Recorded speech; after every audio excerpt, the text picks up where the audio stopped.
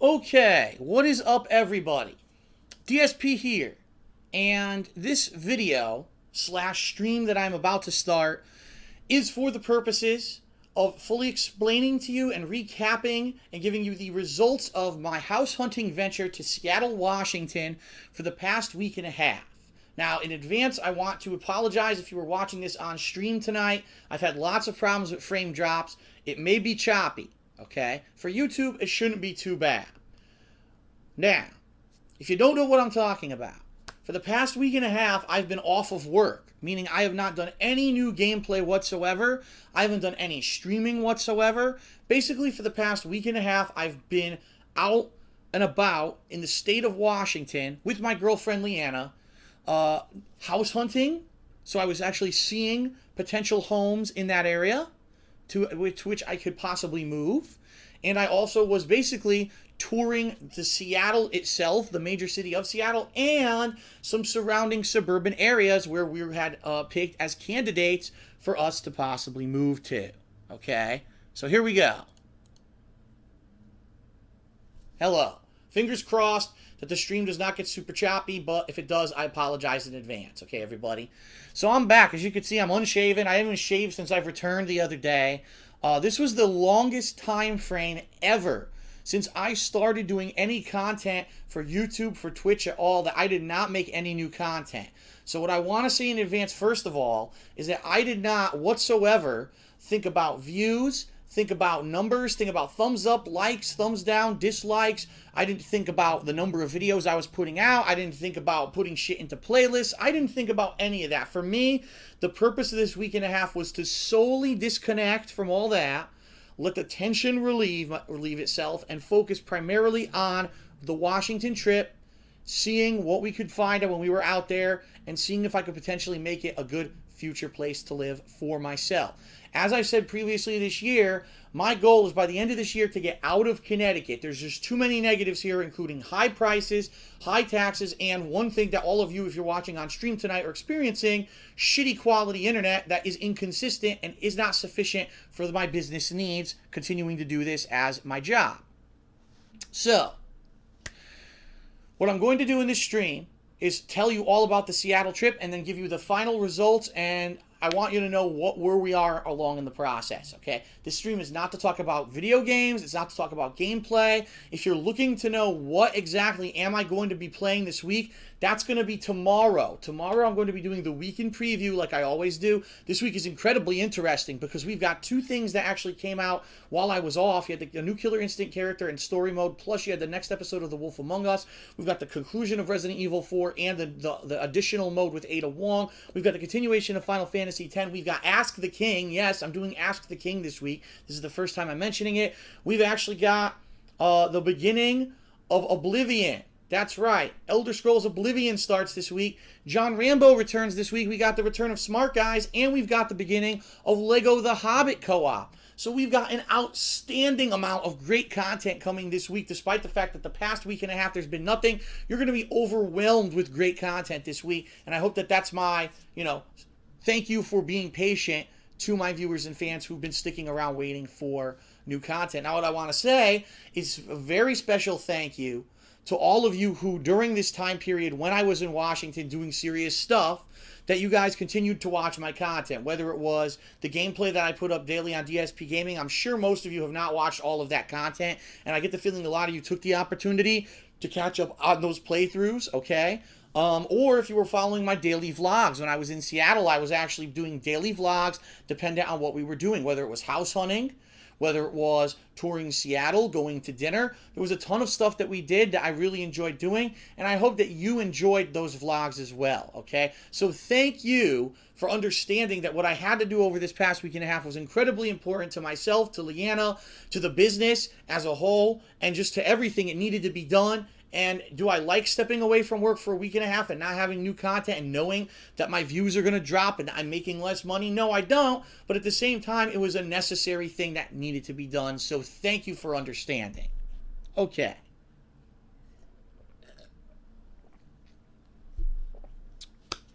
So now, let us talk about the Seattle trip. It started on, it was actually, I believe, Friday of last week. So a week ago Friday. Leanna and I jumped into, and this is where already immediately controversy starts. We jump into it's called a limousine service. It doesn't mean it's a stretch limo that costs $1,000 to rent. It's called a limousine service. And what this is, it's the name for a service that drives you to and from major transportation, such as a bus station, a train station, or an airport.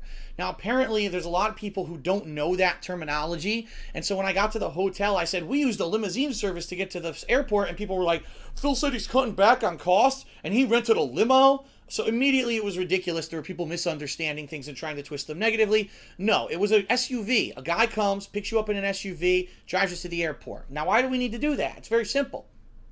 My back. My bum back. My back's messed up. As you guys know, I have a severely herniated disc in my lower back. The good news is, recently, it's been very good.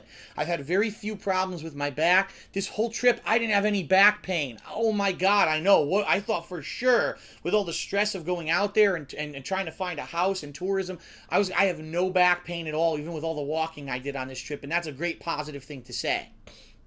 But that being said, it's a huge risk for me to drive on the highway because let's say I'm driving and, I get a shooting pain in my back. Well, I was going 65 miles per hour. I couldn't hit the brakes. Dead. So that's why I don't do highway driving. At least I'm not going to until I possibly get my back fixed. So I have to do a limousine service, and it costs over, I think it was over $100 to do it, but it was worth it because there's no stress. They're responsible to get you to the airport on time. I'm not driving. I'm not have to worry about parking the car or anything. And it's what I do for all my travel because I can't physically get to the airport otherwise. So we did a limo service to the airport. We flew out. It was a direct flight, about a 5.5-hour flight from JFK all the way out to Seattle. At Seattle, I picked up a rental car, and we jumped right into it, drove right into downtown Seattle, where we went to our hotel, as you saw in the vlogs, the Maxwell. We set up camp, and here's the thing. This is what a lot of people don't know about the trip, is that, yes, this trip was primarily for house hunting. But going out there, we had no idea how many homes we were actually going to see. We had sent a list of, I believe it was over 10 homes to our real estate agent, who, her name is Johnette, and she was very, very good to us. So I want to say shout out to Johnette for being so helpful while we were out there. Johnette, what she basically did is she took the listing of these maybe 10 homes that we had picked that we wanted to see, and she reviewed all the information on them to see if they were viable. One of them was actually in an area which we didn't know, an area that is far, far northwest of Seattle, in a place called, I think it's called Shoreline. I'm not sure. I don't know because we never went there. She told us that's like the worst possible area to live because if we want to get to Seattle, there's the most amount of traffic between that area and Seattle, and it takes over an hour to get to Seattle from that area. And I said to her, well, I don't even drive on the highway, so you're talking maybe 2 hours to get to Seattle for me, and I want to be closer to the major city. So I said, we're going to eliminate that one right away. Then there were 2 homes that we wanted to see, but unfortunately, they changed status from active to pending. And what that means is that during the time period, literally the 1 week where we had looked on this website for homes we wanted to see when we were out in the Seattle area, people made offers on the houses and they were already off the market. So we're like, wow, what a bad luck there. Two potential places immediately got basically almost bought. And finally, there was a final home where Johnette did some research and found out that this place had some of the highest homeowners association fees I've ever heard of. So let me explain what this means. I live in a condo right now.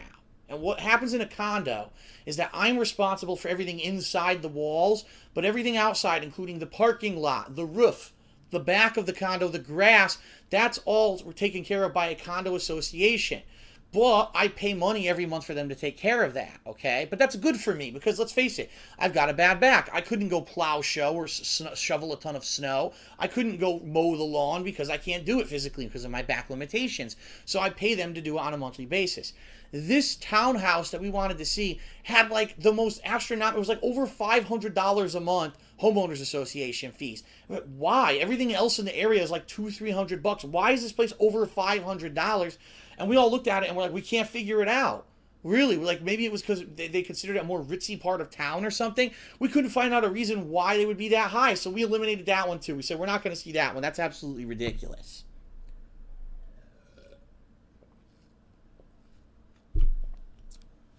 And so we ended up going out to see 6 homes. And that's right. You might be saying to yourself, if you watch the vlogs, 6 homes, Phil, you only have 5 videos, homes 1 through 5. You're absolutely right. There was a 6th home that we're going to talk about that I could not film in, and I'll explain why, okay? So, we saw everything. We saw giant houses with over 2,600 square feet of space. We saw smaller houses, but that were a lot more reasonable in price, but they were kind of cramped. It was more like living in an apartment than in an actual place. We saw townhomes. We saw condos. We saw 6 different places, okay? And really what it comes down to for what we're looking in a house is a few things. Number one, we really want a house with 3 bedrooms. The reason we want that is because we want a room for our real master bedroom to sleep in, a room that I can make my office. So for the first time, instead of me doing this from my living room, I actually have a professional-like office where I can do my work from, where I can do a green screen, where I can do effects, where all my equipment can actually be hooked up nicely and neatly instead of how I do it right now, which is incredibly guerrilla style and really is not very professional at all. And then we want a 3rd extra room where, for the time being, Leanna could set up her stuff. Maybe she could do her soap making and stuff in the room. Or eventually we could turn it into something else. But we want that extra space because without it, we feel we'd be cramped. We have no flexibility at all to do anything. Okay? That was the primary thing that we were looking for when we were looking for this house. Number 2, we wanted a place that was much bigger than this condo. This condo I live in right now is 650 square feet. I know a lot of you might not know because you don't use feet as a unit of measurement outside of the U.S. Not many people do. But basically, we were looking for a place at least double the size of mine right now. If it wasn't double the size, it wasn't worth it to double the amount of money, you know, that I pay for the place, right? So that was kind of the mindset we had. And then number 3, something that's going to give us ease of use. And when I say that, I mean, number 1, internet that works. We know right now Optimum Online doesn't work. Optimum Online is not internet service set up for people who live stream. It's just not.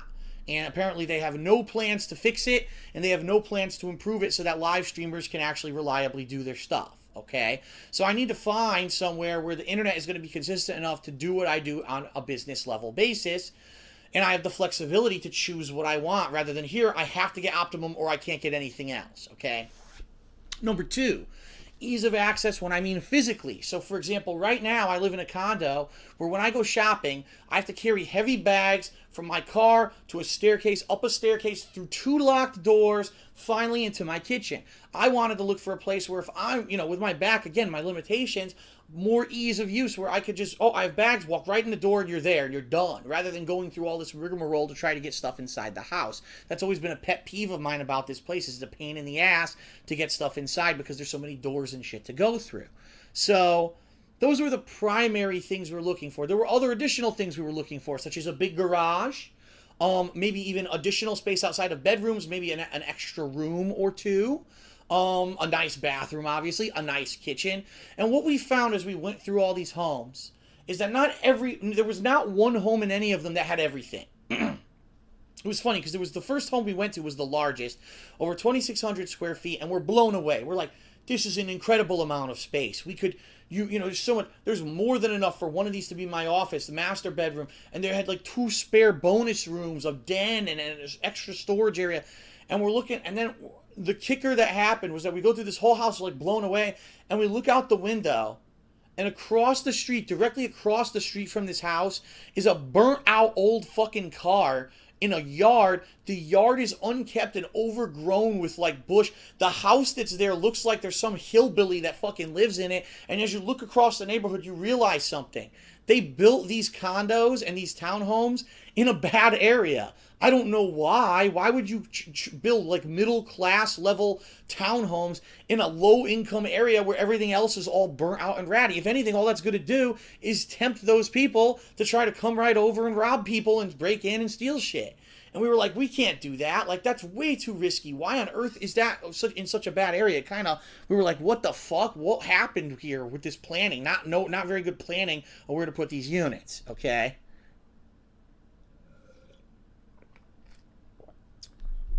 Now, we found kind of a middle level of condo slash townhome, which it would have some things we liked and some things we didn't. So, for example, if you watched the videos, home number 3 was really nice because it has a huge extra room in the basement that really isn't a basement. It's more like almost like a den or a family room that we could turn into whatever we want. And it had a huge extra storage room where, I mean, let's face it, all this shit over here, here we go. You see all this shit? See all this shit? It's shit. It's not really. What that is the boxes for all of my models. And now I shouldn't have done that because now the camera's fucked up. Okay, there we go. I need somewhere to put all that shit. And right now I have nowhere to put it. The boxes for all my models are just sitting there. If I had extra storage, I could put that in an extra storage area. So it was like, wow, this could be really good. If we could get this extra storage, it would be great.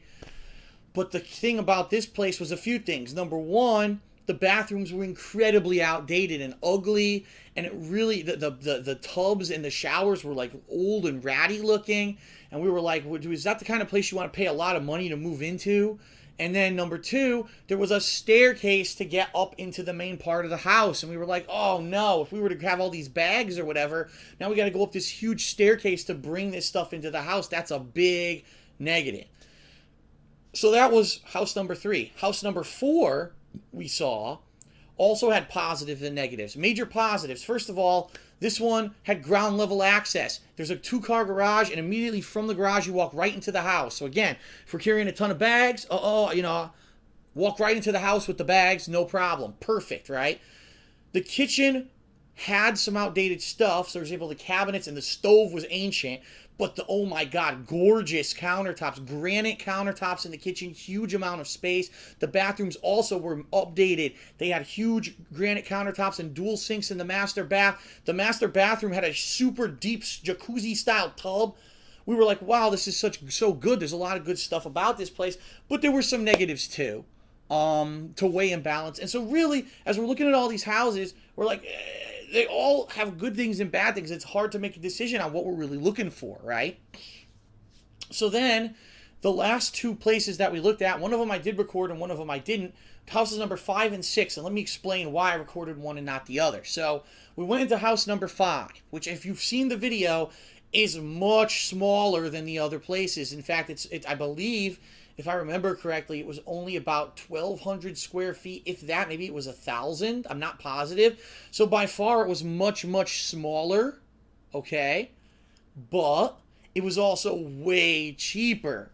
So these other homes we were looking at were probably 40, 50 grand more than these other 2 houses that we looked at, which were, very honestly, think about my condo expanded. Imagine if my condo had 2 extra rooms. That's pretty much what these units were. And it was funny because the one that we did record, number 5, had this huge staircase to go up before you actually got into the unit, but that's because you were on a 2nd level. The other one that we looked at was a downstairs unit where you were under another group of people living above you, which would be very similar to what I have in this condo right now. The bummer here is that I couldn't record number 6 because the people were home. That's right. There was one of the people was actually home, and they were allowing us to come into the home to see it. But they obviously, if you're in someone's home and they're home, you don't film. That's very disrespectful. Oh, can I film your fucking house? By the way, I'm gonna make fun of this shit later. You know what I mean? No. So we didn't film number 6, but number 6 was literally identical to number 5. With a couple changes. Number 1, it had 50 square feet were gone. So it was very minorly smaller. But number 2, it was a ground level, which is good for us if we just want to walk in with our bags. But it's bad because there's people upstairs. So you hear people walking around, thumping. Just like I do now. I hear people thumping and shit upstairs all the time. I would hear it there too. So really, when we started thinking about it, we said, unless by some freak reason, the mortgage broker who we're working with says that we can't afford the other houses, which I really didn't foresee happening because I'd already previously contacted that mortgage broker and gave her a ballpark idea of the amount of money we were looking to spend. And she had said we had looked good up front. I said we're probably just going to eliminate 5 and 6 right away because they're too cramped, too small. You have neighbors that are going to be making noise. They're just not what we're looking for, okay? So pretty much 5 and 6 and 1 and 2 were all eliminated, and when it came down to it, we were just looking at homes number 3 and number 4. And as I said, both had positives and negatives, and we were kind of on the fence as to do we want to narrow it down between these 2. and actually pick one and say, this is the house we want to try to get. And we said, let's be relaxed. Let's be smart about this. And instead of jumping in and immediately making an offer, we'll spend the week. We'll go around Seattle. We'll go around the area where these homes were and see all the local businesses. Let's see how we like the weather. Let's see how everything goes this week, and then we'll intelligently sit down and think about it. And that's exactly what we did. So, so now I want to give you some observations of mine that I made during our visit to the Seattle area. Number one, you guys, if you live out in Washington State, have incredibly clean air. And I mean that. And a lot of people may not realize it if you've lived there your whole life. You guys have some incredibly clean air compared to where I've lived my whole life. The New York, Connecticut, New Jersey. This area is smog heavy because we've got a lot of industry. We've got a lot of things where the air blows east into us. And it was funny because being in Washington State, just looking around a view from like a building, you'd see so many trees in the beautiful Pacific Ocean, and the wind, basically the wind blowing clean air off the ocean into the trees processing the air, spewing out more clean air. And I was just able to go, and feel good, and it felt refreshing and it felt relaxing. And I'm going to be honest, a lot of you guys say, gee, Phil, when you actually do your videos, you're constantly snorting, you complain about your post-nasal drip. Unless I was indoors in air conditioning in Washington State, I didn't have that problem at all. I was out, my sinuses were clear, I didn't have any kind of phlegm going on, nothing. It felt beautiful out there when I was out there, air quality wise, and I was like blown away that I was so able to be like feeling so refreshed that I was able to do stuff. Number two, traffic. And it was hilarious to me, and here's why it was hilarious to me. So as we're driving around with the real estate agent, she's complaining about the traffic. She says, oh, you're just to warn you guys, we've got really bad traffic. Once it hits a certain time, if you're in Seattle, you're going to see it's horrible traffic, and you're going to hate it. So I said, I'm going to purposely do it. We're going to purposely drive during those peak times. What the hell? People don't know how good they have it. Because keep in mind, I've lived in Connecticut my whole life. I've driven through New Jersey, through New York. These are some of the most traffic-heavy areas of the country, is where I grew up. So when you tell me there's traffic, it was a joke. We were getting through busy downtown Seattle in minutes. We would look around. I was like, what it really feels to us is that the population density is nowhere near as high as it is on this East Coast where I live. Right now, at any time, I go out and I try to drive down the street or drive on the highway, and I'm going to hit traffic no matter what. There's just too many people in a confined area that the roads can't handle the capacity of people that live here anymore. They just can't. There's bottlenecks everywhere. And God forbid if there's ever construction on something, you're waiting for an hour, okay? That's what the reality of what I grew up with here in Connecticut. So for me to go out to Seattle and she's complaining about traffic, yeah, I'm able to drive 15 to 20 miles in and out of Seattle within 45 minutes. I was blown away. I was like, this is amazing. The traffic was very low volume compared to what I'm used to.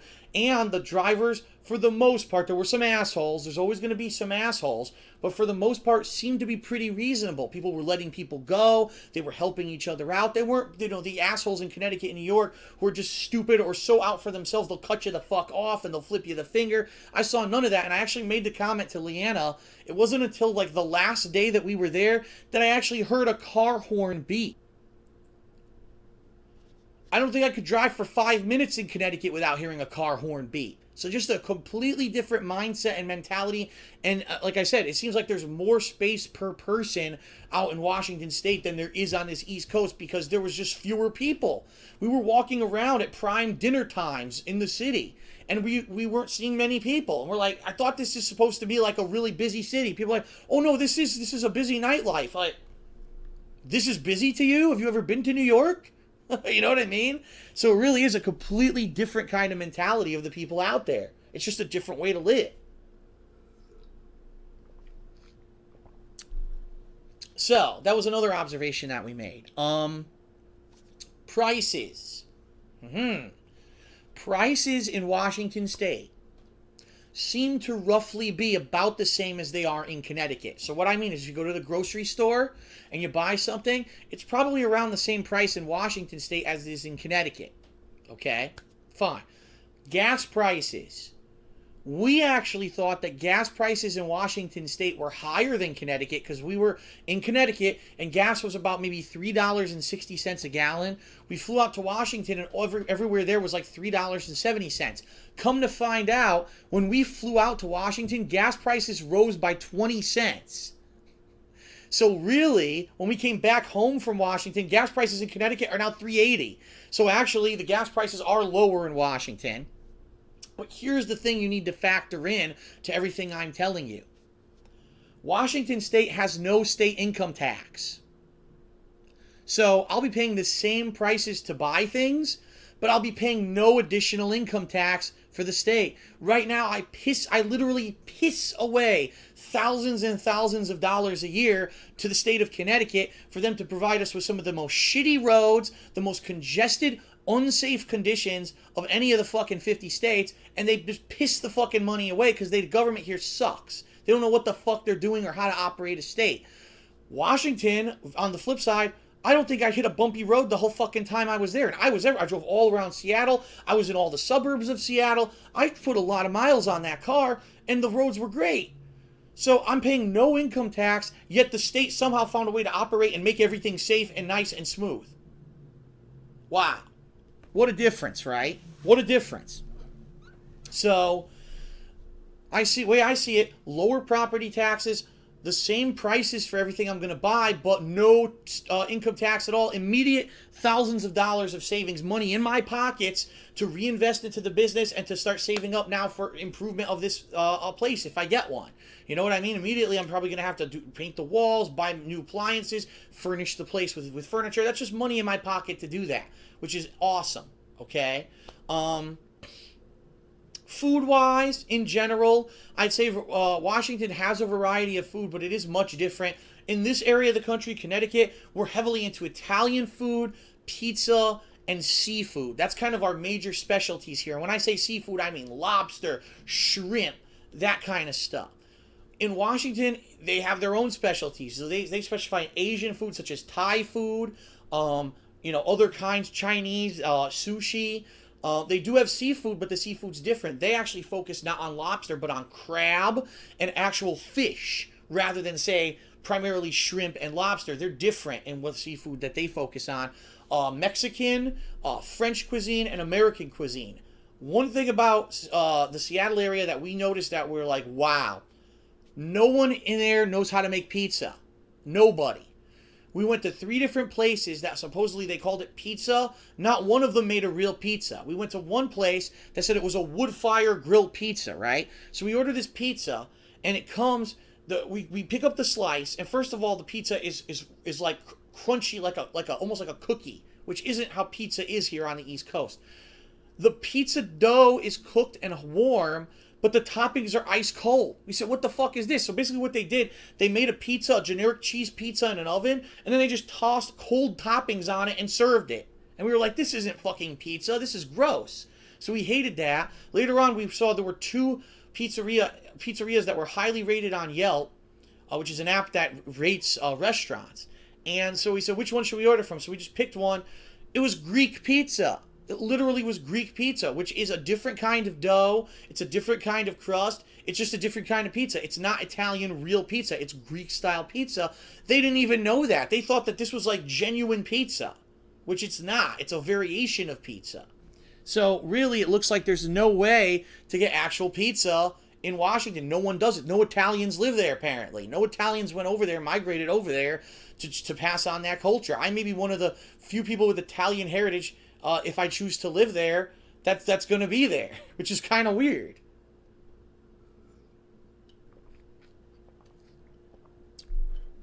So that was like one of the startling things. We just tried all these different pizzas and none of them were any good. So that's just kind of my general observations about the state. So that was the house hunting adventure. What we actually did one day is we decided that instead of going touristy stuff, we were going to stay in the local area of the houses that we were looking at, okay? And we were just going to drive around, and we were literally going to do a laundry list of the places that we were going to have to check up on or visit if we were to move there. And we said, well, what's the number one most important thing when it comes to a local business that we're going to need to frequent? A grocery store, because that's where we get your food, you know? And so we hit up two different kinds of grocery stores that were local to that area where the homes were that we were looking at. And one of them was, I'd say, it almost was like a Walmart, but it was run by people who have a fucking soul and not just a megalo conglomerate corporation. It looked like the employees were happy. The store was not overcrowded with people just looking to get the best possible price on something. You know what I mean? The store was neat and organized, and there were kids unattended fighting each other and parents fighting over shit for $1 and just disgusting shit that you find at Walmart. None of that. It was like Walmart for like, I don't know if you want to call it upscale, because I don't know if the product quality was higher than anything at Walmart, but it was just a nicer fucking place. And it was a one-stop shop. You had half the place was a grocery store, which literally had everything we could think of, okay? And the other half was kind of like a department store or a Target. There were clothing. You could get things for the home decor. There were tools. There was gardening. Anything you could think of was in this place, all one stop. That's why I think Walmart, but Walmart's such a shithole, I wouldn't, that's why I'm kind of trying not to draw a parallel between it, because it's a much better place. The other place was primarily more like a local market. And it was big. It was bigger than the ones that we have here in Connecticut. But it really made me... I drew a comparison to a local one here that we call Big Y. It really felt kind of like the same kind of a deal when it came to that business. And we liked both. We actually went to both. We're walking around. They have a lot of good things here. This is the kind of stuff that we would buy and we would, eat or use to make meals and such.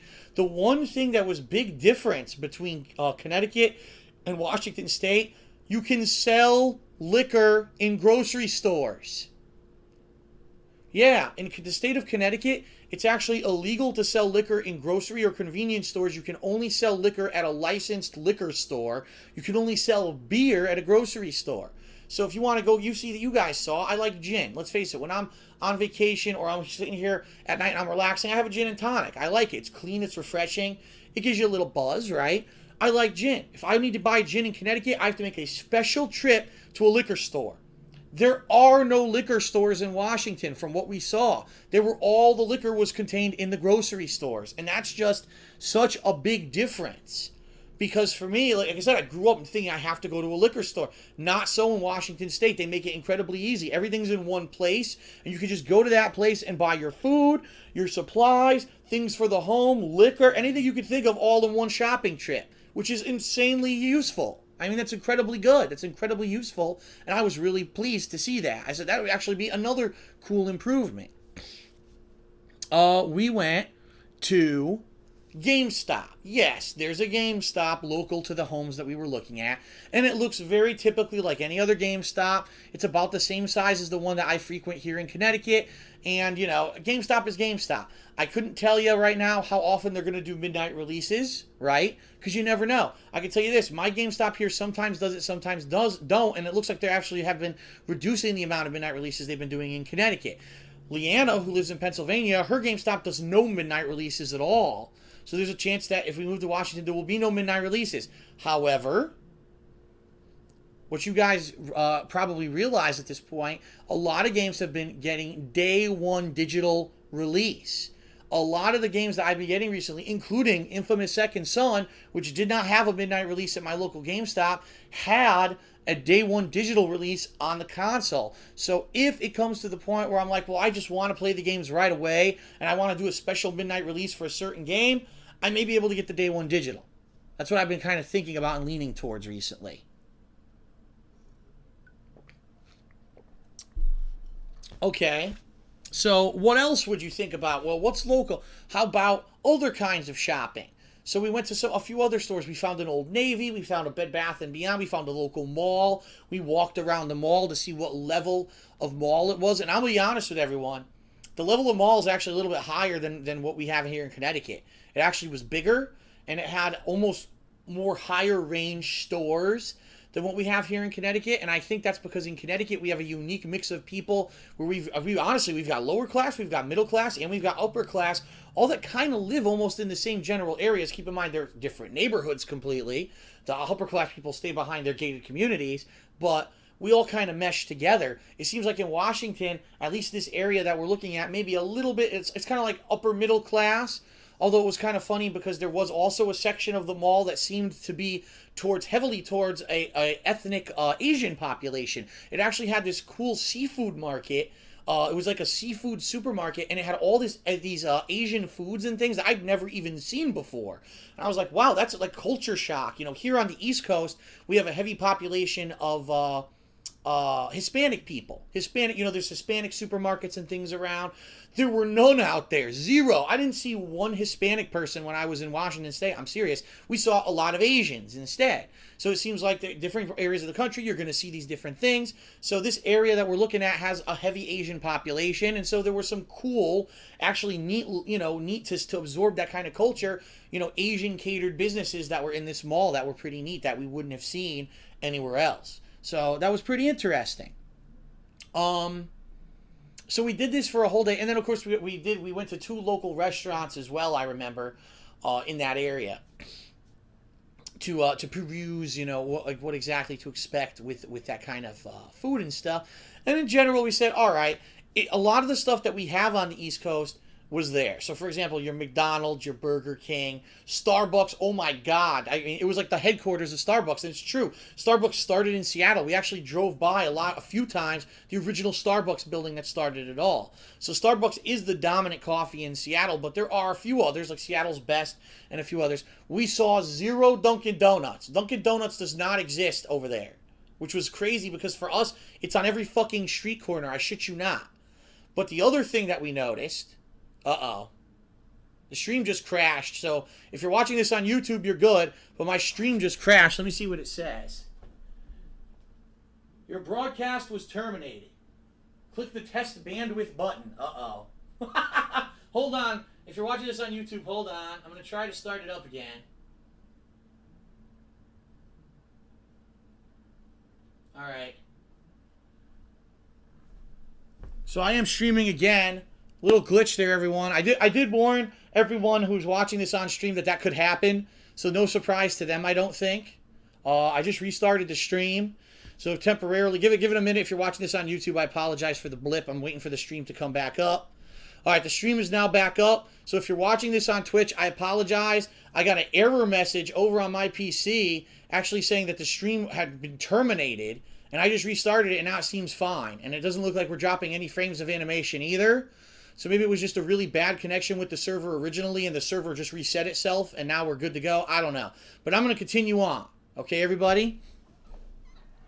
All right, so one thing that as I was saying, that is not prevalent at all in Washington State is Dunkin' Donuts. I didn't see one Dunkin' Donuts the whole time I was there, but one thing that seems to be even more dominant over there, which blows my mind, Subway. My God, I think in my travels, my 6 days that I was in the Seattle area, I must have saw about 54 Subways. And I'm not like exaggerating. I'm not trying to be like overblow it or anything.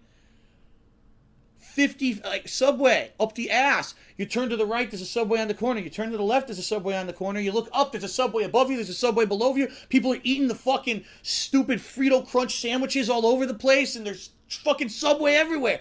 What happened with Subway in Washington State? Why is it so popular? I'll tell you what, I hate Subway. I think Subway is gross. I think Subway has some of the worst over-processed, over-chemical processed food there is. You go to Subway and you look at the meat, it looks like it's been dead for 2 years. I shit you not. Go to Subway. Order the cold cut combo. You will never eat at Subway again if you watch them make that sandwich. I'm not even going to tell you why. I challenge you. Go to Subway, order the cold cut combo, watch what they put on that bread, and you tell me that you're going to ever eat there again, all right? But anyway, the reason I say I was surprised there were so many Subways, Subway actually originated in Connecticut. Subway actually originated 1 block from my parents' house. I ate at the original Subway my whole life. Yeah. I know it's a little factoid of trivia I've never mentioned before. I actually grew up 1 block away from the original Subway store in the world. And now, of course, they're worldwide. You know, Subway is a worldwide name. Everyone knows about Subway. But they started right where I live. And so for me, it's like, yeah, there's a lot of Subways in Connecticut, but I couldn't fucking believe the amount that were out there. I was like, What happened? How did Subway become so fucking popular out there? I don't know. I was kind of speechless. I don't know what would have caused it to become so popular.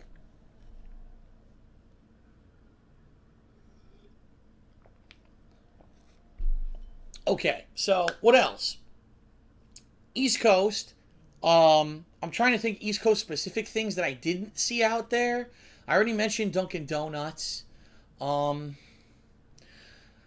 Not too sure if there were other. I can tell you one thing. They have Jack in the Box. We do not have Jack in the Box on the East Coast at all. So Jack in the Box, that'd be something that I would probably be trying out when I live out there.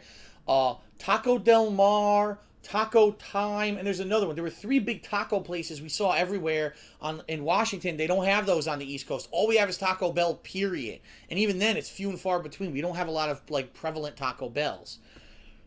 Excuse me. So, excuse me, I'm exploding here. I'm trying to think if there's just anything else.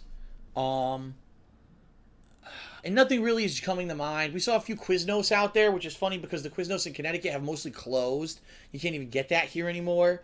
We didn't see any In-N-Out. And a lot of people were mentioning In-N-Out Burger. Is In-N-Out Burger out there? We didn't see any.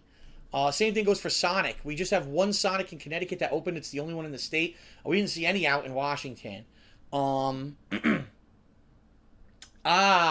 Jimmy John's. Jimmy John's was all over Seattle, and we saw some in local areas as well. We don't have Jimmy John's over here on the East Coast, so I didn't try it yet. I actually said to Leanna, I said, for this trip, let's stay away from the fast food, because if we do end up moving here, this fast food is going to be an amazing opportunity for DSP Tries It. Literally, like twice a week, we could go to a place that we don't have on the East Coast and try a new item, and I could review it for the series. So I didn't want to squander that opportunity by jumping the gun and doing stuff like that early. So we did not. We stayed away from the fast food out there. This is so funny because people in the stream chat, Jimmy John's sucks dick. It's horrible. It's the worst. I fucking love Jimmy John's. It's delicious.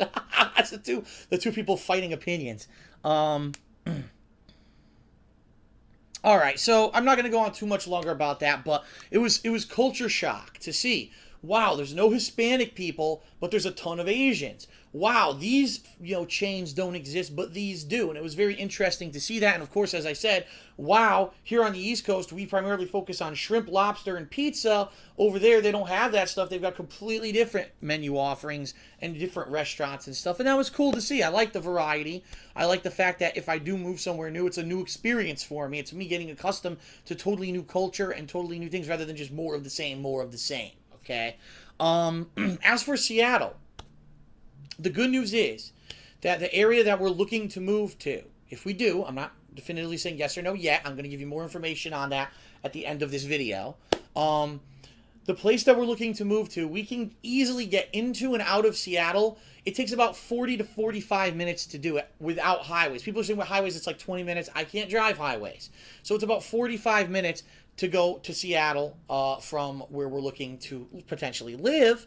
And that's okay with us. And here's the really neat thing about this. We fully know that Seattle is an absolute hotbed of activity for the kind of stuff we like. Primarily video games, comic books, pop culture, animation, all those things. They've got, just a few off the top of my head, PAX Prime once a year. They've got Emerald City Comic Con. They actually have, I believe there's a big anime con that goes on there as well. There's 3 to 4 major conventions that happen in Seattle every year. So if we were to move 45 minutes out of Seattle, how awesome would it be that when those conventions happen, we go to them? And I'm not saying I'm a guest and I have a panel. I'm going to be honest with everyone. At this point, I think that boat's kind of sailed. There were people who, whether it was that, I don't know if we got blacklisted somehow. So someone somewhere has a bug up their ass against us. Because how is it that for years now, I've been doing exactly what I was told by these convention people, and we always get denied. I'm going to give you a perfect example. MagFest 3 years ago, had us as guests. We had a panel that was successful. We participated in events. We had 2 vendor tables. We had a blast. We loved it. We kissed the event's ass. We made a ton of videos about it, promoted the hell out of it, and probably got hundreds of extra people to go the next year. The next year, we did the exact same thing. Denied a vendor table, denied the guest list, denied a panel, denied everything. To which I said to the guy who was the director, I said, listen, We kind of feel like we were mistreated this year. Why you blacklisted us off of everything, I don't know. And he insisted it wasn't intentional. We can't have everyone every year. It wasn't anything personal. I said, okay. So worst case scenario, next year, I want to get a vendor table, just a vendor table to sell stuff. When should I do it? And he says, apply for it the day of Otakon, because Otakon is the huge anime convention, and that's where they go to actually sell their tables. They go around selling tables to people there to come to MagFest. The day that registration opened, I put down my deposit and I applied for a vendor table. They denied me the vendor table and didn't tell me until Christmas Eve. Okay then, so either it's the most unprofessionally run event ever, or someone has a bug up their ass against some of us. So we said, fuck this, and at this point, I don't care about conventions anymore. I'm not going to sit around begging, oh, please, please, can I have a panel? Oh, please, sir, you, Mr. Big Convention guy, who's really a grassroots dude who's only rich now because you run this convention, and you should be thankful to the gamers who want to help promote your event. Oh, please, sir, please, can I suck your dick and kiss your ass to get a table at your convention? No, fuck this. Seriously, fuck it. So, at this point, I don't care. I don't care about getting vendor tables. I don't care about being parts of events anymore. I don't care.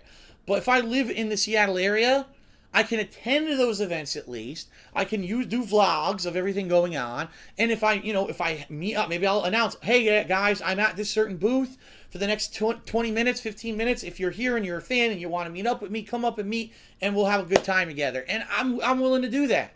Because I know a lot of you guys who have wanted to meet me in person really have not had that kind of opportunity. And I've tried. I mean, I tried my best, but it seems like we're blacklisted. I'm sorry that I'm not the hugest YouTuber, and, I didn't sell out, and I'm an outspoken personality who stands up for what he believes in. I know, everything that the other YouTubers don't do, right? Because all they do is make content and they keep their mouths shut. I'm an idiot, and I open my big mouth, and I think it gets me into trouble. So people don't like me, so I guess I'm blacklisted. I don't care anymore. I'll just go as a normal attendee, and if people want to meet up or whatever, they can. So that's a major thing I'm thinking in the back of my head is if I move to the Seattle area, there's a ton of activity in that area that I could attend, and people could kind of meet up, and it could be a cool thing to do. Let's see.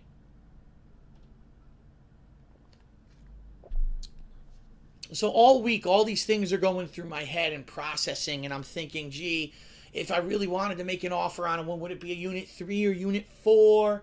And things are juggling and bouncing around and blah, blah, blah, blah. And so finally, by the end of the week, Leanna and I had basically seen most of the touristy stuff, including museums, an aquarium, the Space Needle, Pike's Place Pier. We went on a cruise together. We had done all the things that you really immerse you in Seattle. And the other thing, the weather. Oh, this I have to address. Because I swear to God, so many people talk shit about Seattle weather, and I have to clear this up.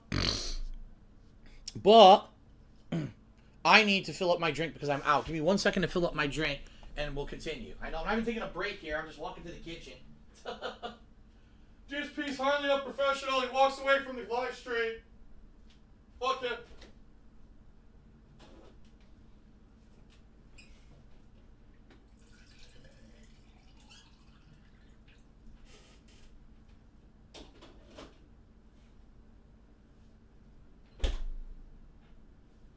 Fuck DSP.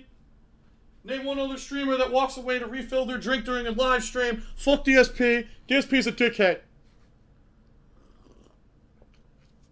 That's right, I'm unsubbing. I'm fucking thumbs downing this video. I'm making a hate montage of him getting up to get water. Here it is. Ready? Here's the montage. I'm gonna get water. I'm gonna get water. I'm thirsty. I'm thirsty. There, I made the montage for you. Now you don't have to fucking do it. Okay. So,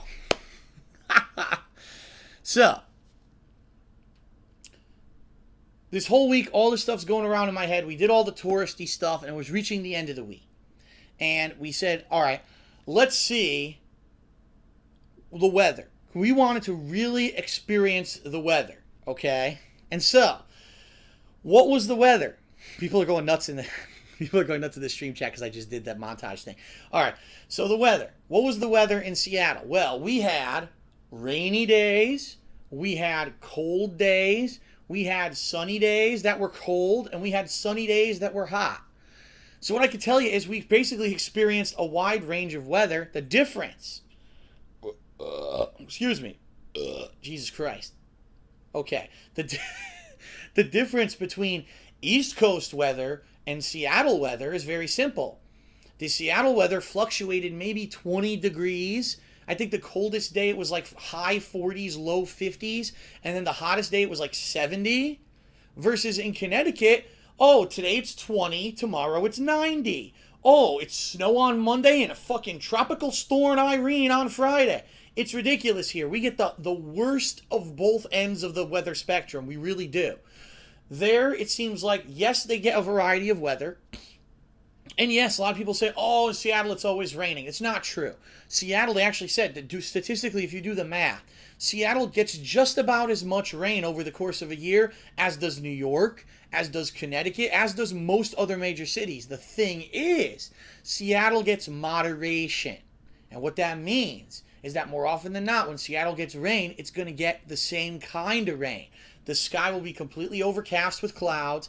You'll have a constant drizzly style rain. They said it's actually rare when they get a heavy downpour, right? Or they get snow. Snow they could get. They said you'll probably get it once a year. And when you get it, okay, it'll be half a foot or whatever. But that's all you get. You get it once a year and it's done.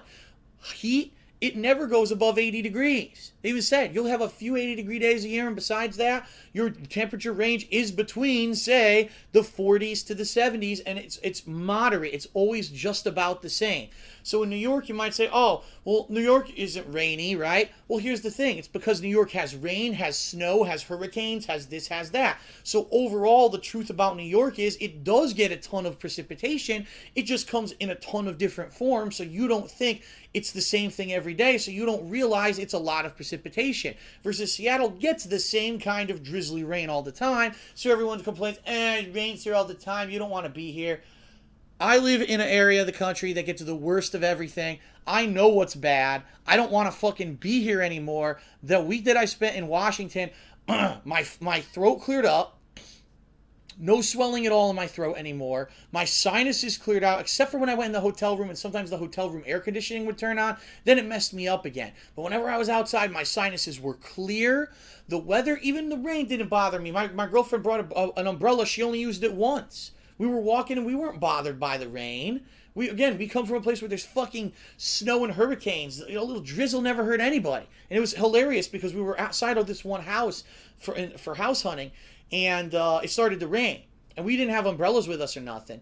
And our real estate agent gets up and runs for cover, like, oh my God, the rain's the end of the world. And she's cowering under this little awning, trying to stay dry. And I'm just standing there like this in the rain, like, what are you running from? This is nothing. We have horrible rain on the East Coast. This is nothing. I thought you live with this all the time. But for her, it was like she's the Wicked Witch of the West. And if she gets wet, she's going to melt or something. So, it didn't bother us at all. We actually very much enjoyed the weather out there.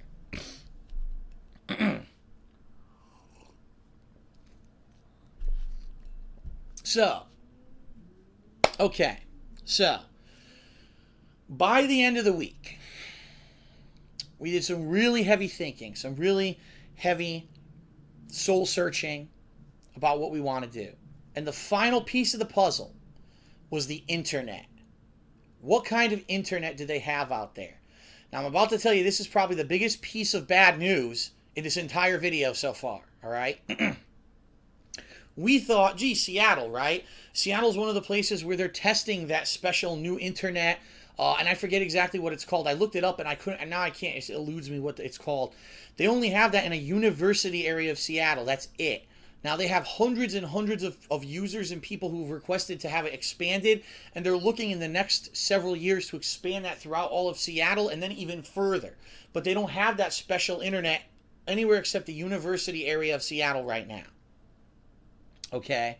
So, unfortunately, we had bad news. Before we went out there, we were told that Verizon Fios was in that area. If you actually search online and you say, internet service providers in this area, it says Verizon Fios. I called Verizon Fios and they say, we don't do that. We don't know what we're talking about. And I was like, what the fuck? This is fishy as hell. So I did some research and here's what I found out. Verizon Fios, which is fiber optic, basically has failed. And what I mean to say by that is this. It was a program that Verizon wanted to try in heavily populated areas and to see if they could exceed the capacity of what cable modems could do and if they could have the best internet possible. And for a while, it was years ago. It was actually before I even moved here in 2009. I think they were saying it was like the mid 2000s to say like 2007, 2008. They had these rollout programs where you could sign up for Verizon Fios, you get these blazing speeds and all this. And this was one of the areas. In fact, Connecticut was one of the areas that had it, and this area of Washington, Seattle, and such around was one of the areas that had this. Apparently, over time, Verizon realized it cost them more money to maintain this system than it did to that they were bringing in as customers, paying them. And so what they've done has basically stopped giving Verizon Fios to new people. Now, I don't know if this is 100% true, but this is what everyone on the internet seems to be saying. You cannot get Verizon Fios as a new customer anymore. If you were a previously existing customer, you can get it. But to get the full-speed fiber optic Verizon Fios, you cannot get it as a new customer. They do sell a internet, but it's not, they'll even tell you it's fiber optic, but it's not the fast stuff. It's slow. It's DSL-like speeds. So unfortunately, it looks like I could not get the Verizon internet that I want out there in the Seattle area. So there is multiple internet services out there.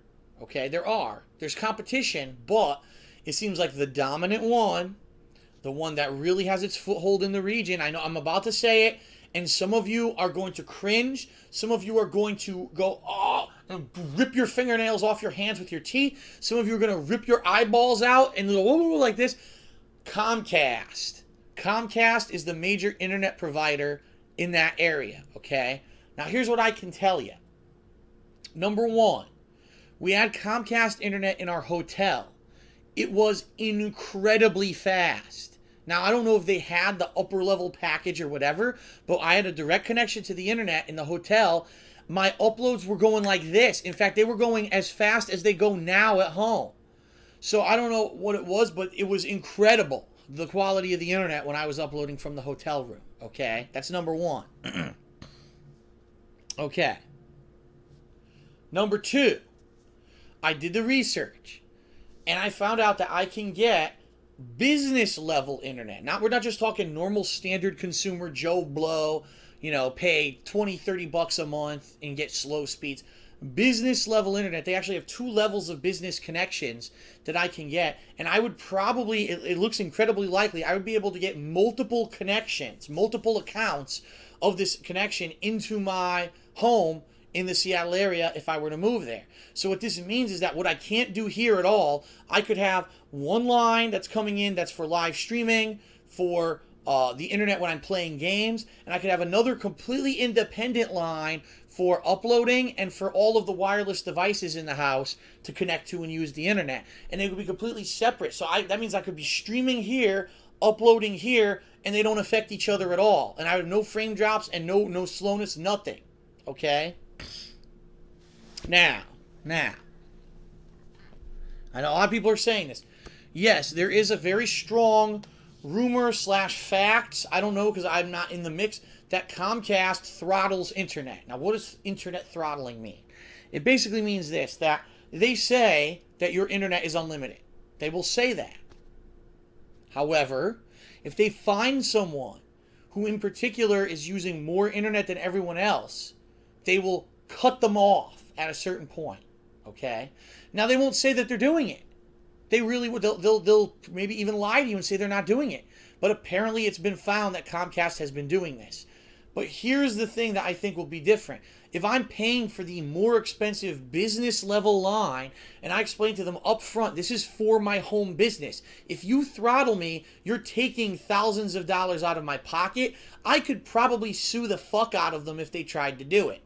The difference is, the people who are complaining about internet throttling are the people who are paying 20 bucks a month, and they're on fucking torrents and, uploading and downloading and streaming shit.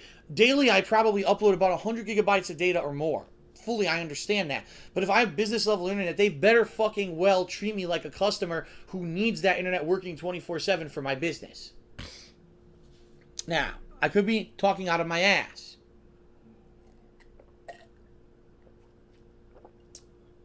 But I really feel that if I get the business level connection, they wouldn't throttle me. Okay? So that's what I looked into, and I said, don't get me wrong, it's more expensive than what I have right now through Optimum Online, and it's slower speeds. I shit you not. Right now through Optimum Online, I have, about 80 to 100 megabit per second download and 30 megabit per second upload. That's what the speeds are right now with my speed boosting package or whatever. And I believe I'm paying like $70 a month, I want to say, for the internet here. I'm not 100% on that. The Comcast internet is $100 a month, and it's only something like, I think it's like 50 or 60 download and 20 upload. The only level above that they have, if you pay like $200 a month, you can get like 120 megabit download, but still only 20 upload. For me, the download speed isn't the issue, it's the upload. So the most they do is 20, so what I'd probably do is get 2 of those $100 lines and have one for this and one for this. So I could easily have one going into my my office for the streaming, for the internet for when I'm playing the games, and then another line going into another room where I have a PC set up that's just the upload PC. All I do is I load videos into it and I upload them. And I think that that would be very beneficial. Oh no. Leanna got off the train in Philadelphia, but an accident happened on the highway, so they're stuck in traffic waiting for it to clear up. I cannot wait until she doesn't have to take a train to see me anymore and we live together. Seriously, you guys don't know. Well, some of you probably do know. Long-distance relationships, they're rough. Because not only do we not get to see each other all the time, this shit constantly happens where, all right, she's taking a train. Oh, no, the train's delayed. We missed the train. Oh, the train's in trouble. Then you get off the train. Now I got to pick her up. Oh, no, there's traffic. Oh, no, the highway shut down. Oh, no, it's so grueling. And so I cannot wait till we finally get a place and we can live together all the time and not have to worry about this bullshit, okay? But anyway, I digress. That's probably what I would do. Have the 2 separate internet lines to set stuff up, no matter where I choose to live. So, okay. After a whole week of being in the Seattle area, a whole week of really, again, soul-searching, thinking, is this what we would want to do? Do we like this weather? Do we like this or that? We really thought it over, and I said, all right, if not saying we're going to, if we were going to make an offer on a home, which one would it be? And so after looking at the 6 homes we looked at, we'd already eliminated the big home in the bad area. We eliminated the 2 homes that were too small and were apartment-like. We had eliminated another home that we didn't like it. It was between 3 and 4. So 3, the main attraction of 3 was that it had huge amounts of space, 2,000 square feet, a huge, which included the huge family room or whatever. It also included the extra storage room, and it just had a tremendous amount of space for what we wanted. Okay, the downside was the bathrooms were very unimpressive, and it was on a street that potentially we could have noise from traffic going on. That could interfere with the business, definitely. Okay, just looking out the window, you can see this busy road next to it, and a few other things here or there were kind of detriments. House number 4, the positives, ground level access, okay, a full washroom, meaning a washroom that not just had the washer dryer, but also storage space and stuff around it, which would be tremendously useful. An amazing countertop in the kitchen and in the bathroom. All right, we loved it. We loved the granite countertops. We thought that they were amazing, and we were just blown away. The bathroom is a gorgeous master bathroom. But you're sacrificing a little bit. It's less square footage. It's 300 less square feet than house number 3. But, and this really, I have to say, this was the kicker for us. House number 4 is in a gated community. Let me explain to you what that means and what a tremendous positive that is. In this gated community, you cannot even drive near the houses until you know a gate code. All right? If someone finds out the gate code that's not supposed to know it, you can call the condo association and have it changed. You can't get in front or behind the house. You can't even see the house from the street. It's recessed. It's in the back in this gated community. Okay? So, I know a lot of people in recent, months have brought up silly things, but also very serious things. When it comes to, for example, revealing someone's personal information, pranking someone who's a public persona on the internet. And it's happened it's happened to a lot of people. I was watching a video of Boogie a few months back where he had mentioned that, when he was talking actually about the situation with Total Biscuit and how Total Biscuit had lost his mind and basically didn't want to interact with his fans anymore. He said he was losing his hair was going white, and he was in his 20s and he couldn't take this shit anymore, right? Because of all the negativity and shit. And Boogie had mentioned that people would order him a dozen pizzas and send them to his house. So now he has to explain to this poor pizza delivery person who shows up late at night that he really didn't order the pizzas. It's some fucking asshole who's pranking him to do stuff like that. For me, living in this condo, I have not been affected by that at all. Not to say that people haven't tried stuff. They have. It doesn't work because in this condo, you cannot get to my physical unit without going through a security door, which no one will let you in unless they buzz you in. I don't buzz strangers in. So pizza comes, pizza's not getting in because I didn't order it, right? Only when I know that people are coming do they get in. So to be in your own gated community would be a tremendous asset for someone like me who has a public persona. Undoubtedly, there will be people who try to find out my phone number and find out his address and try to do malicious shit. Being in the gated community would negate most of that. So I thought that would probably be the kicker. And honestly, after the whole week we thought about it, we said, if we were to get a place out of all these, it's going to be house number 4. And it's funny because we were kind of not paying attention to what people were saying in the videos that we've uploaded. Keep in mind, it was a week ago today that we uploaded those house hunting videos. Today we looked. Unit number 4 has the most views, has the most thumbs up, the most comments, and the most people saying that house number 4 from all the ones that they looked at seems to be the place for us. And we were like, wow, like our mindset is completely in line with our viewers and fans. How sweet is that? We all saw what was available and we came to a consensus, right? That's pretty neat. So now I want to get you guys up to speed on the skinny, and we'll finish this off soon because I don't want to talk all night, okay? But I want to give you the skinny on what exactly is going on in the process. Once we decided that it was home number 4 that we wanted to possibly get, we said, all right, here's what we need to do now. We know the price. We know the homeowner's dues. We know the yearly taxes. We know all this information. We now have to give that information to my mortgage broker and say, here's the actual information. Can you do your math, your magic, and tell us, with my debt ratio, do I budget for this home? Now, for those of you who are not in the mortgage business or the finance business, you don't have a fucking clue what I just said. Here's how it works. If you are a mortgage lender or broker, which I used to be, I used to work for Wells Fargo, so I know exactly how this works. What you need to do is this. You need to take you have to create a loan-to-debt ratio. And here's what that is. Income. So how much does Phil make on average on a month? Boom. That's a number, okay? What are Phil's recurring payments every month? Well, he's got a car payment. Boom. He's got the current mortgage on this place. Boom. Even though that's going away, I haven't sold this place yet. They have to factor that in, okay? He's got a credit card. Boom. He's got phone bill. Boom. They put that shit in there that, every month I pay on a normal basis. Boom, boom, boom, boom, boom. They subtract all that, all right? There's a certain percentage ratio they need to use. And then from what's left, the net that's left after all that, they have to see the payment that it would be for this new home. Is it less than what I would still have left coming in? So, for example, the mortgage payment plus the homeowners association dues plus the taxes for 1 month, is that combined payment less than what I had left in my loan to debt ratio? And the answer was yes. We budgeted for the house. So the bottom line is we do budget for home number 4 if we so choose to do something. And so you may say to yourself, okay, Phil, well, sorry, I just realized I had extra light on. You've been talking now for over an hour about this, telling us all about your trip. Did you come to a decision? Because here's the thing.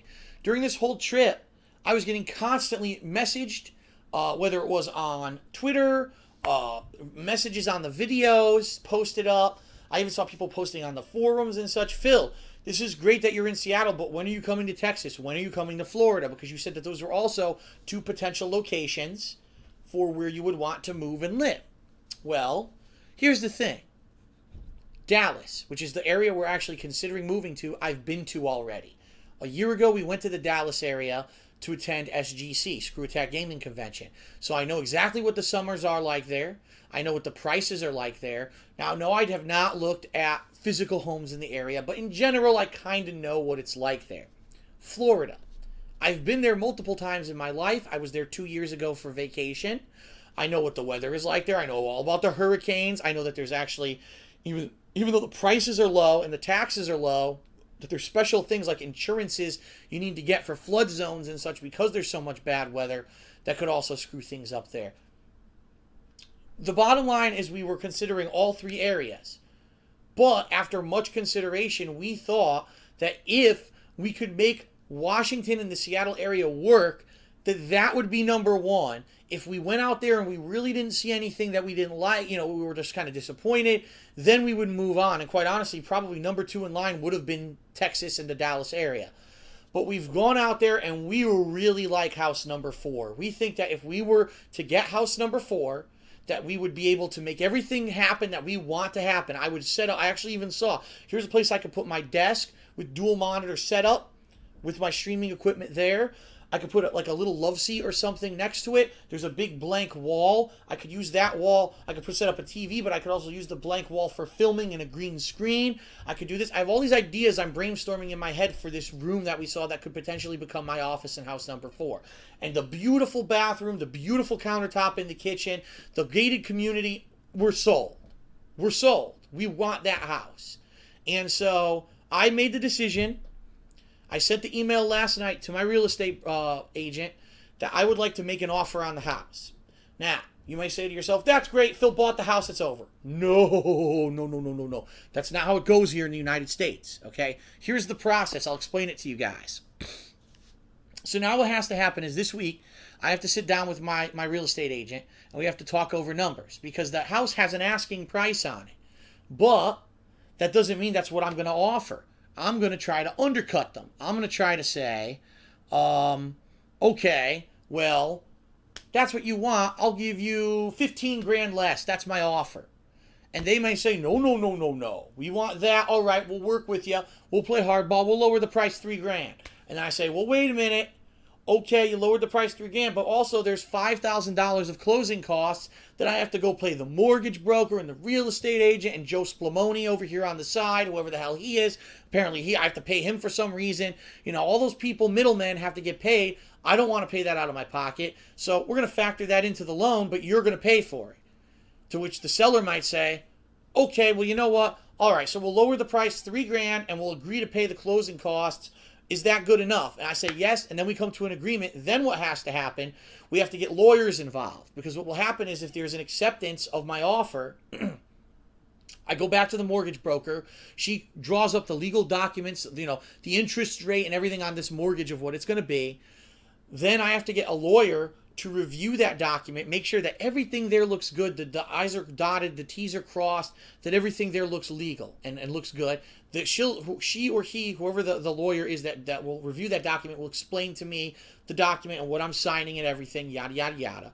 At the same time that goes on, my real estate agent will team up with an inspector who's going to go out to this home and is going to check it from top to bottom. We're talking the plumbing, the electrical, the appliances, the windows to see if they're proper working condition, if they're leaking, the insulation, anything you can think of. The heating, he has to test, he or she, whoever the inspector is, tests everything while the realtor is there.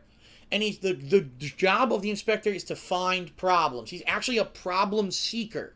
And the reason you want that to happen is you want the problems to come out ahead of time, because the seller is legally responsible to fix the problems before you buy the home. If there's something that, the inspector finds and they don't fix it in time, they have to still do it. And if they don't, you could sue them. You can actually sue them after the fact, saying, no, you sold me a house that had all these problems. That's not right. You're supposed to sell it in working condition. So that's going to be a process that has to happen, okay? In addition to all of that, if something is wrong that is found, now the homeowner has to fix that before I buy it. In addition to all that, after all that's done, now these people apparently still live in the house, because if you saw the video, the house wasn't empty. There was furniture in there. There was all kinds of stuff, personal effects and things from the people. It wasn't empty. There was still some stuff in there. So now they got to get their shit out. When can they move by? What point can they be out of there so that we can actually move in. And that's going to be another factor. Then when that's determined, now I have to figure out a way to physically get all of Leanna's stuff out of Pennsylvania, where she lives, to my place here in Connecticut, coordinate her visit to come visit me during that time frame, so that now we can have movers come here, pick up my shit, pick up her shit, and tote that shit across the country to Washington State, while we fly out there simultaneously to be there at the new home at the time when the movers show up, so that we can let them in and they can move all the shit in. So there's an amazing amount of stuff that has to happen between now and the time that I can actually move to a new place. In fact, there's a chance that maybe something could happen and I don't get it. There's been times when homeowners have their house on the market, they get the offer they want, and then they just decide it's not the right time, and then they don't fucking sell it. Which I know is unbelievable, but it happens.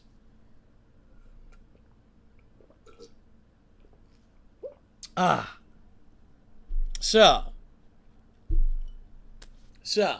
yes. I'm very excited. We are very excited that we went out there. We found a place that we like. That we found a potential new home. And hopefully this week, if everything goes correctly and everything goes right, I will be making an offer on this home. And then the ball starts rolling, the real stuff starts going in motion, and then we'll see exactly what exactly happens, in the near future regarding this place, and if we can actually get it. We're feeling positive, we're feeling excited, because there's a chance that within, say, 2 to 3 months, we could be in Washington State, in a beautiful new home, setting it up, furnishing it, and working to sell this fucking shithole where the internet right now is fucking up again and causing my stream to be fucking choppy. Fuck Connecticut. Fuck Connecticut. I hate it. I cannot wait to get the fuck out of here and do my stuff professionally somewhere else. I can't do it here anymore. I can't. I just cannot be here anymore. I gotta get out. So, alright. We'll see what happens. We shall see what happens. Okay? And I will let you guys know every step of the way of the process, what's going on. Obviously, you're going to have to be in the loop, because when we're moving, when that comes, there's going to be more downtime, right? Now, here's the thing. And I can't show you my gaming calendar because obviously it's way over there in the kitchen and this camera wouldn't even be able to reach it. But I could tell you this. I'll pick up the mic and explain it to you. I see right now, the middle of May, there's two to three entire weeks with no new games. The middle of June, there's 2 entire weeks with no new games. The middle of July, there's 3 freaking weeks with no new games. And then also over in August, there's a big chunk of time with no new games. Okay? So, what this means is that there's an incredible amount of windows coming up in the next several months that if everything goes through, that I could possibly move in. So we're good to go. It's not like, oh shit, well, Phil's going to move, so guess what? There were 20 new games coming out and Phil's skipping them all, and there's no coverage and there's no new videos. That's not going to happen. We're going to try to fit this in during the periods when there's already dead time. And it'll be very similar to this past week and a half, where basically, there was no new content, but we're vlogging. We will be vlogging as much as we can. I'll try to coordinate to have the Comcast internet installed at the time so that I can immediately hook my computer up and start uploading, and I have to worry about, there's no new content for an extended period of time for you guys. Okay. So, the bottom line is this in summary, okay? And then we will kind of end this because I can see that my internet is dropping out and we're having frame rate problems on the stream again tonight. We had a great trip. We had a great experience going out to the Seattle area. We are very happy that we found a home that looks like we would be very happy in, even though it needs some work. Like I said, the stove is a beat up piece of crap. We don't really like the cabinets in the kitchen. There's a few things that we're going to eventually over time improve. But basically the house is ready to move into right now. It's move-in ready. It's got everything that we need. And I don't really see any real negatives to it. Besides that, over time, as we start to, I continue to work and I save up money, we can put that money into the home and improve it. But initially, it looks good. And it looks like there's plenty of room. There's a backyard in this freaking place. There's a ton of shooting potential and shooting locations in this place that we could use for new series and stuff. And I really think you guys are going to like it as much as we are going to enjoy moving to it and adjusting to it. And I want to, again, I said it at the beginning of this video and I want to say it again. Thank you for understanding in the past week and a half. And of course, when it comes up, if we do get this house and if we do move into this house and, you know, we have this time period when we're doing that, thank you for being understanding that that's why there's no new content and I can't be constantly pumping out new videos every day as I've done since day one. As I said, this past week and a half was the longest ever that I stayed away from uploading a video. And I don't want that obviously to become an ongoing pattern, but thank you for being understanding, for watching content, downtime. And I checked. I didn't think about views once. I'm not even going to think about fucking views. Seriously. I'm not going to look at the views that I got when I was in Seattle. I don't care. I'm back. I'm back to business in a limited capacity tomorrow, in full swing starting Monday. We've got a week full of great fun content coming up.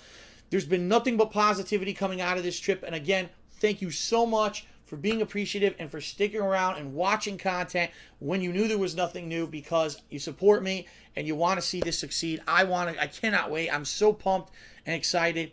And I can't believe it's finally happening after so much time of me kind of being stagnant, being stuck in life in certain things. I mean, hell, we can move out there within a year. Maybe I save up enough money to furnish the whole place. I can get my back fucking fixed. There's so much great stuff that could come out of this, and I'm so ecstatic. I hope you that's coming across in the video that I am. Okay. So, in conclusion, thanks. I know this was a long video. Thanks for putting up with me. If you're watching this on Twitch, thanks for putting up with the fucking lag. I know that exists. I'm just as pissed as you. And and that's about it. Tomorrow, we'll resume with content. Now, just so you know, I'm going to also post this up on Twitter and everything, but so you guys know, Sunday, which is April 14th? No, April 13th. Sunday, April 13th, 2012.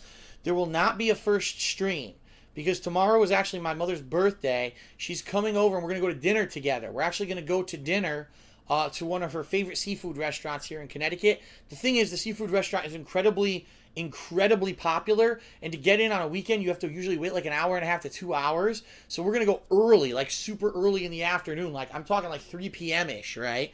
To get in and try to get a table, and we'll probably sit down by 4 and have a good dinner. When I get back from that dinner, I'm going to be streaming the weekend preview, which is going to explain the full schedule for this week. As I said earlier in this video, you've got The Wolf Among Us Episode 3, Killer Instinct's full gore character that was released plus story mode, the conclusion of Resident Evil 4, plus the optional Ada Wong story mode in Resident Evil 4, the continuation of Final Fantasy X HD, a new Ask the King, a new Smark Guys, the start of Lego The Hobbit, the beginning of Elder Scrolls Oblivion. We've got a shit ton of new content for you this week, and I cannot wait to start. I'm just chomping at the bit to start, but it's going to start tomorrow night with the weekend preview, and then after the weekend preview, I'm going to probably do The Wolf Among Us Episode 3. I'm thinking that's the perfect way to start the week, is to do an earlier weekend preview, and then The Wolf Among Us Episode 3 after that. And then starting Monday will be business as usual. 2 streams, heavy amounts of content. I'll explain in the weekend preview tomorrow how I'm going to tackle that. Okay, everybody? Okay. So, that is it for the Seattle post-house hunting trip recap. I hope you found it informative. I hope you'll spread the word so that people are aware of what's going on. And people, oh, Phil's what? What's going on? Phil's moving? What? Who said what?